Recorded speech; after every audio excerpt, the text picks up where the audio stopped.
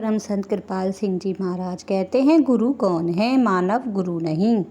उसमें जो प्रभु सत्ता काम करती है, जो ताकत उभार देकर रूह को जिस्म से ऊपर लाती है, वह गुरु है। छोटा बच्चा घर में माता पिता से, भाई बहनों से सीखता है।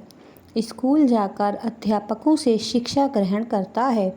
इसी प्रकार अध्यात्म विद्या में भी इस विद्या का अनुभवी महापुरुष अपनी तवज्जो का उभार देकर सूरत को तन मन के पिंजरे से ऊपर ले आता है। हर आदमी यह काम नहीं कर सकता। प्रकृति के नियम और विधान के अनुसार हर एक काम का फल मिलता है। कोई कर्म निष्फल नहीं जाता, मगर कुछ ऐसे तरीके हैं जिनसे तरक्की की गति तेज की जा सकती है।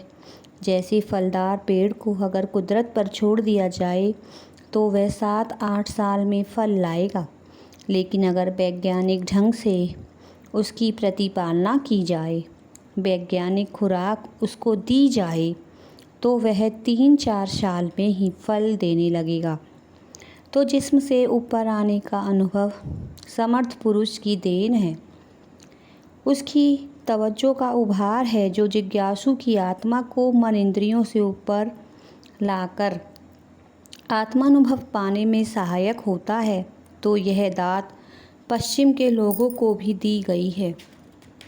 महाराज जी कहते हैं कि मैं ग्रीस यूनान की राजधानी एथेंस गया। वहाँ मैंने प्रवचन किया।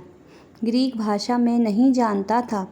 प्रोफेसर हालास ने मेरे प्रवचन का ग्रीक भाषा में अनुवाद किया। प्रवचन समाप्त हुआ तो सवाल जवाब का सिलसिला शुरू हुआ। अंत में मैंने कहा, आप लोग कल सुबह मेडिटेशन सिटिंग के लिए यहाँ आ जाएं। अगले रोज़ 50-60 आदमी आए। सबको अंतरीय अनुभव मिला। अब तो भगदड़ मच गई। लोग भाग भाग कर आने लगे। प्रोफेसर हालास ने एक मोटी पुस्तक लिखी है जिसमें बताया है कि पुरातन काल में यूनान में पाइथागोरस तथा सुकरात भी यह विद्या सिखाते थे। उन्होंने इस संदर्भ में उनके कथन भी प्रस्तुत किए हैं। मेरा फ़ोटो भी उन्होंने किताब में दिया है, जिसके नीचे लिखा है कि इस पुरातन विद्या को इस ज़माने में इन्होंने महाराज कृपाल सिंह जी ने ताज़ा किया है। तो यह रूहानियत की दात आज भी लोगों को मिल रही है। उसे केवल बनाए रखने का सवाल है। दुनिया को छोड़ने की ज़रूरत नहीं। सामान्य जीवन व्यतीत करते हुए हम यह काम कर सकते हैं। केवल यह करना है कि दुनिया में हम ज़्यादा लंपट ना हों, अन्यथा मन बाहर की ओर खिंचा फिरेगा, ध्यान अंतर में नहीं टिकेगा। आत्मनिरीक्षण की डायरी जो आपको दी गई है वह इसी मतलब के लिए है। गुरु का काम तवज्जो का उभार देकर आत्मा को जिस्म से ऊपर लाना है।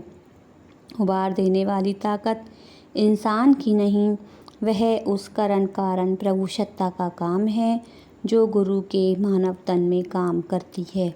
धन कृपाल जी।